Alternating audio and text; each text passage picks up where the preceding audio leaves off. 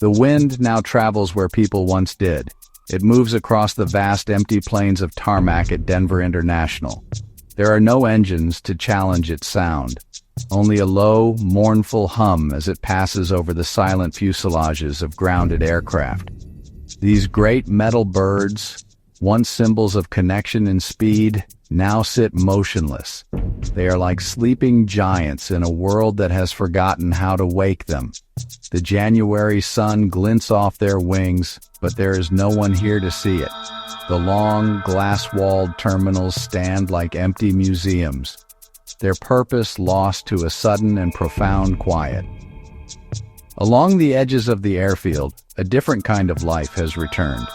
A lone coyote, emboldened by the stillness, trots along a service road. Its paws make no sound on the cold asphalt. It pauses, its head tilted, listening to the unfamiliar silence.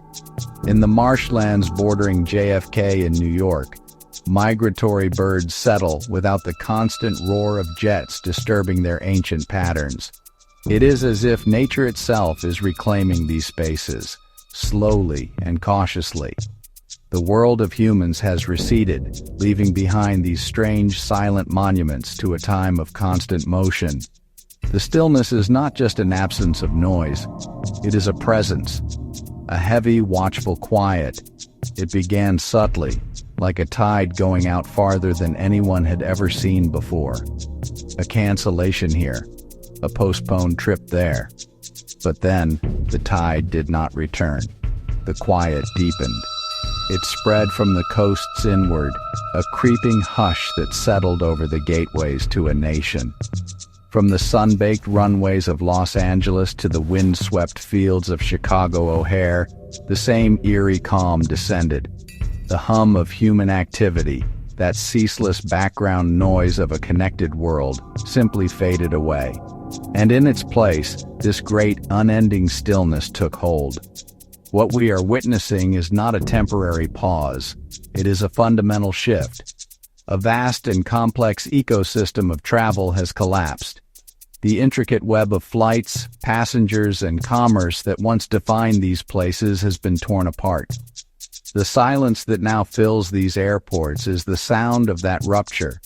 It is the sound of millions of journeys not taken. It is the sound of connections severed. And as the wind blows through the empty jet bridges, it carries with it a question that hangs in the cold winter air. What happens when a country finds itself alone? The numbers tell a story of almost unimaginable scale. 3 million. That is the count of the journeys that vanished. 3 million plans, hopes, and expectations dissolved into thin air. It happened not over years, but in a matter of months. A sudden, sharp intake of breath from the global community. 15 major airports across the United States, once throbbing hearts of international transit, now beat with a faint and faltering rhythm. They have become mere echoes of their former selves. Vast, hollow spaces where the ghosts of crowds seem to rush past in the silence. Imagine the main concourse at Miami International. Just last year, it was a river of languages. Spanish, Portuguese, German, and French mingled with English, creating a vibrant, chaotic symphony. Now, the only sound is the distant, rhythmic squeak of a cleaner's cart, its wheels echoing in the cavernous hall. The departure boards, once a flickering cascade of destinations, now show a sparse and repetitive list. Many screens are simply dark. The void left by 3 million people is not empty. It is filled with a palpable sense of loss, a chilling emptiness where life once teemed. This was not a natural disaster. It was not a storm or a plague that emptied these halls.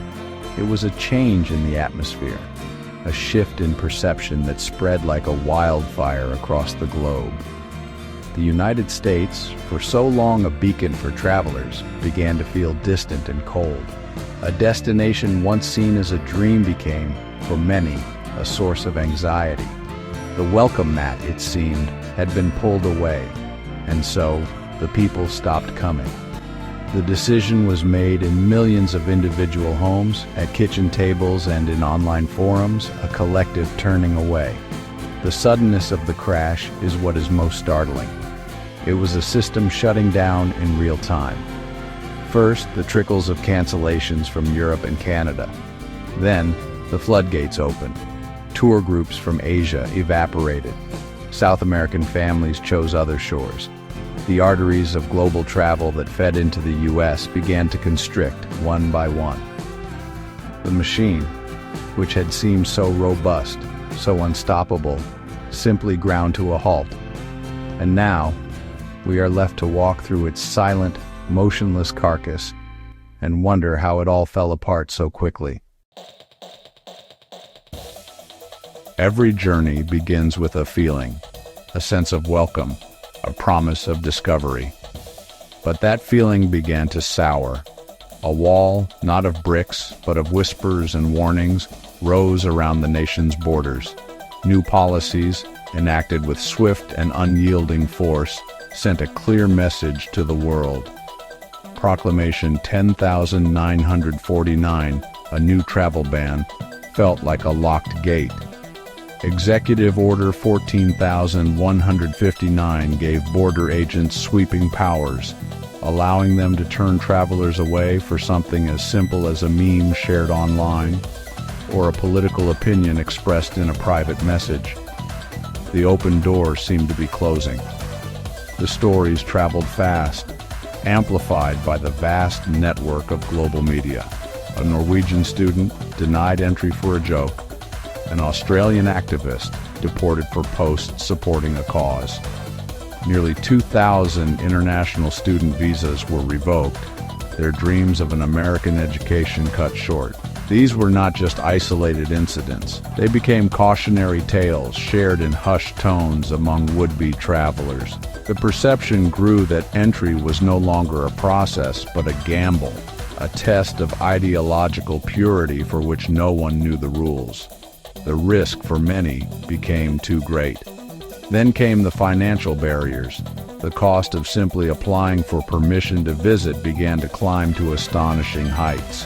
A new visa integrity fee of $250 was added, pushing the total cost to nearly $450 for a single application. For a family of 4, this was an insurmountable sum before a single flight was even booked. Whispers grew of even more extreme measures, like a proposed $15,000 bond required of travelers from certain nations. The message was clear, whether intended or not. The United States was becoming a luxury destination, accessible only to the very wealthy or the very desperate. This combination of suspicion and expense created a powerful deterrent. An IATA survey revealed the stark reality.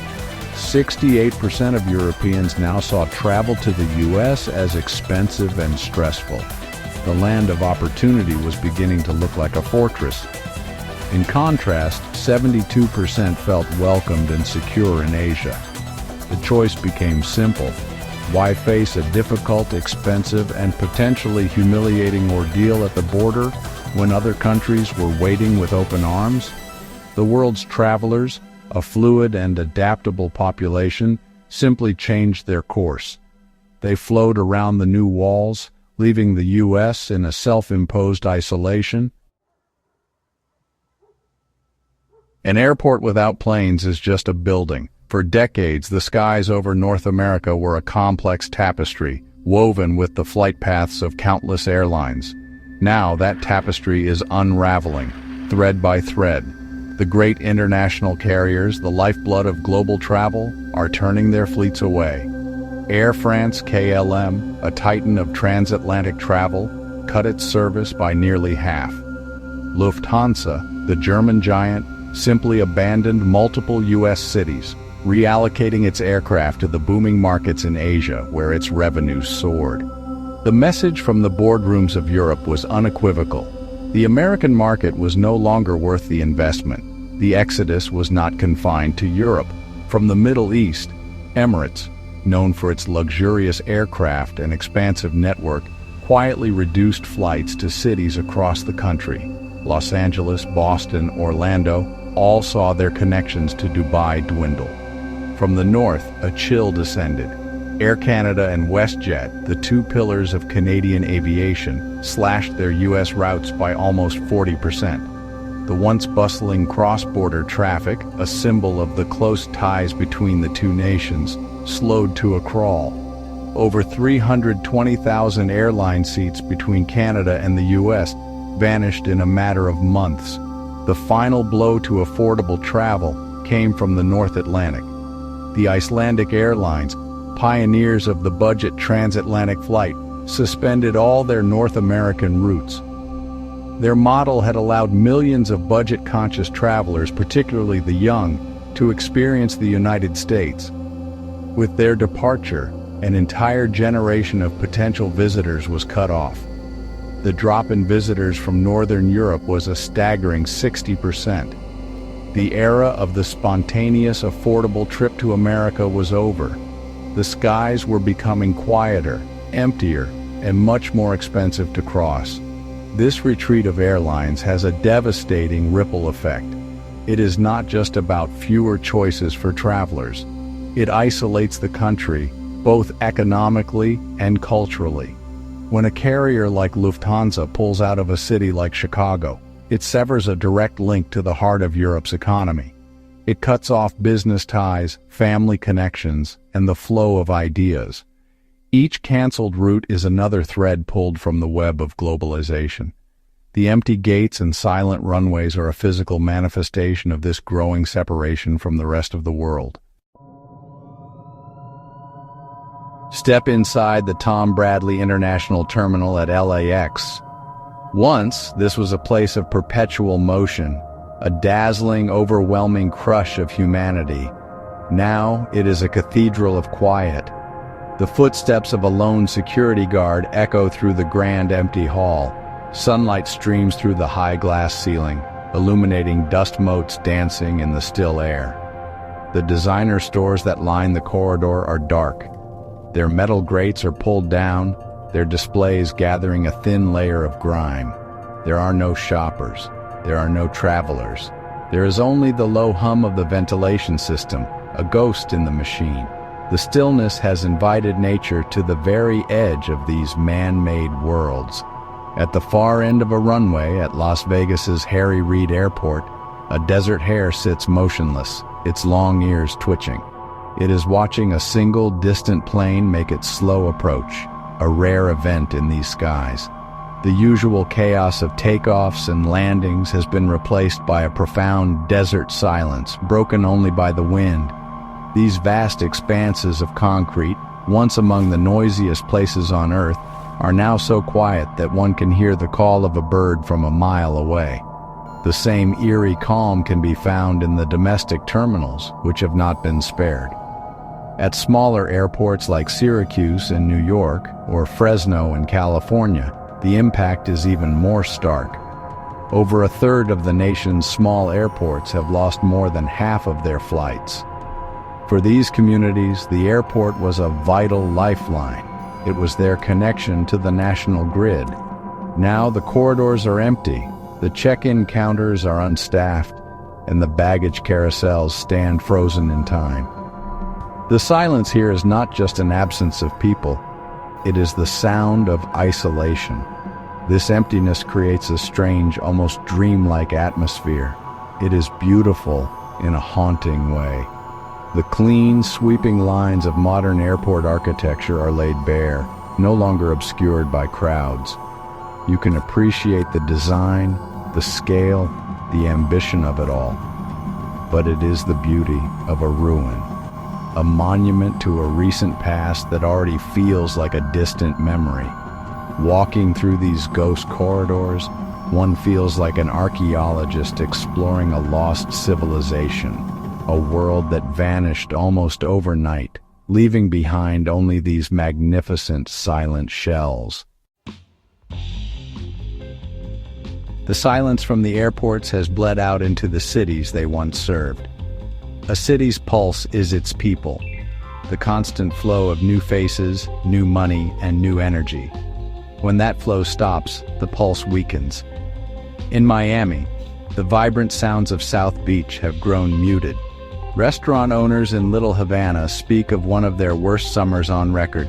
Tables that were once impossible to book now sit empty, night after night. The city's major airports recorded 400,000 fewer passengers in the first half of the year alone. That is 400,000 people who are not eating in restaurants, staying in hotels, or buying souvenirs. In Las Vegas, the city built on spectacle and dreams, a quiet desperation has set in. International travel, the lifeblood of its high-end casinos, is down 11%. The airport has seen 5 consecutive months of falling passenger numbers. In response, the grand hotels on the Strip, symbols of opulence, are lowering their prices. They are waiving the resort fees they once insisted upon, a small but significant sign of their struggle to fill rooms. The dazzling lights of the city still burn bright, but they illuminate emptier streets. The spectacle feels hollow without its audience. The impact is felt far beyond the traditional tourist hubs.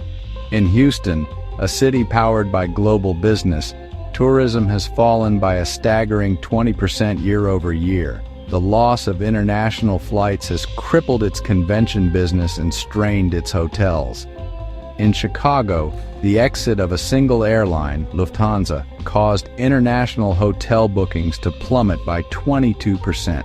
These are not just statistics. They represent jobs lost. They represent small business owners dipping into their savings to keep the lights on. They represent a hollowing out of the local economy, one empty hotel room at a time. This economic chill has been compounded by a climate of fear within the cities themselves. Expanded immigration enforcement raids in places like Chicago and Washington, D.C. have driven many communities into the shadows. The very people who staff the hotels, restaurants, and services that support tourism are living in a state of constant anxiety. This creates a city at war with itself, where the engine of hospitality is sputtering and the promise of a vibrant, welcoming metropolis feels increasingly like a facade. The fading pulse is not just economic, it is social. Even the great gatherings have fallen quiet. For over a decade, the Burning Man Festival was a global phenomenon. It was a pilgrimage for artists, tech visionaries, and seekers from every corner of the planet who would journey to the Nevada desert to build a temporary city of art and community. It was a symbol of a certain kind of American creative spirit exported to the world. But this year, for the first time in memory, the festival failed to sell out. The international contingent, once a vital part of its identity, had dwindled to a trickle. The desert felt a little emptier, the fires a little less bright. This pattern repeats itself at countless other events across the country. The jazz festivals of New Orleans, which once drew crowds from Europe and Japan, reported smaller, more local audiences. The Great South by Southwest Conference in Austin, a convergence of global tech and entertainment, felt the absence of international startups and investors. These cultural events are more than just entertainment. They are a form of soft power, a way a nation shares its soul with the world. They are a conversation. And now, the conversation has become quieter, more insular. The loss is not just about money or prestige. It is about the cross-pollination of ideas. When an artist from Germany cannot attend a festival in the desert, a spark of inspiration is lost. When a filmmaker from Colombia cannot afford the visa to screen their film in New York, a new perspective goes unseen. This cultural isolation impoverishes everyone. It creates a feedback loop, where a nation that appears unwelcoming sees fewer visitors, and with fewer visitors, it becomes less exposed to the outside world, and in turn, more isolated. The vibrant, diverse fabric of American culture begins to fade, and so the celebrations become more subdued. The parades are a little shorter, the crowds a little thinner. The global energy that once infused these moments has dissipated. It is like listening to a great orchestra that has lost its international guest musicians. The melody is still there, but the harmony is less rich, the texture less complex. The silence at the edges of these events is a reminder of what is missing. It is the sound of the world's applause turning into a polite, distant clap. The party continues, but many of the guests have gone home. The world's travelers are like a great river. If one channel becomes blocked, the water will find a new path. It does not simply stop flowing. And as the path to the United States has become more difficult, the river has diverted. Travelers are now discovering or rediscovering other shores. They are seeking out places where the welcome is warmer, the process is simpler, and the cost is lower. The sun, it seems, is rising on different horizons. Canada, despite its own airlines cutting U.S. routes, has seen a surge in tourism from Europe and Asia. Its cities, like Toronto and Vancouver, offer a North American experience without the friction of the U.S. border. Portugal, with its beautiful coastlines and affordable cities, has become one of Europe's hottest destinations. Thailand, long a favorite in Southeast Asia, is enjoying a renaissance, its reputation for hospitality and value shining brighter than ever. These countries are reaping the benefits of America's turn inward. Their airports are bustling, their hotels are full, and their economies are growing. The choice is stark. A family from Germany planning a summer holiday can look at two options. One involves expensive visas, the possibility of being scrutinized at the border, and a general feeling of being unwelcome. The other, a trip to the coast of Spain, involves a simple booking, a warm reception, and a sense of ease. For most, the decision is not difficult. The world is full of beautiful and interesting places. The United States is no longer the default choice. It has become just one option among many, and an increasingly unattractive one at that. This shift may have long-lasting consequences. Travel habits once formed can be difficult to change. A generation of young travelers who are now discovering the wonders of Southeast Asia or the charms of Eastern Europe may never feel the pull to visit North America.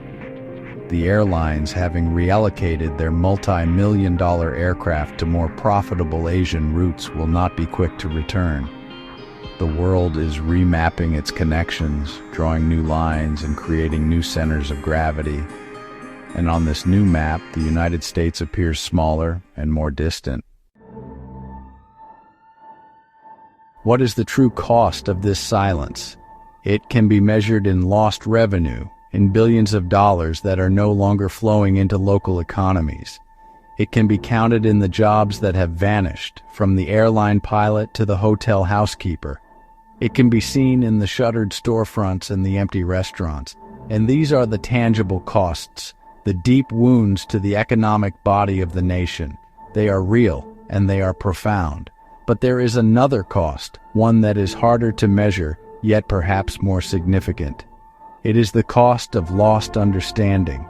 Every traveler who crosses a border is a potential ambassador.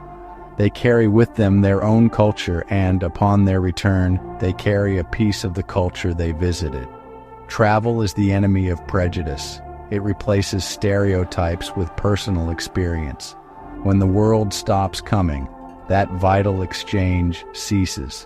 The U.S. becomes more of an abstraction to the rest of the world, defined not by its people, but by its politics and its media. And the American people, in turn, lose the opportunity to see themselves reflected in the eyes of the world.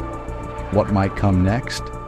Perhaps this great stillness is a moment for reflection, a chance to ask what it means to be a part of a global community. A nation can choose to be a fortress, but a fortress is also a prison. It keeps the world out, but it also locks its own people in. The silence in the airports is a warning. It is the sound of opportunity being lost, of influence waning, and of friendships fading. It is the sound of a country slowly but surely becoming more alone. The wind continues its lonely journey across the empty tarmac. The sun sets on another quiet day. For now, the silence holds, but the world does not wait.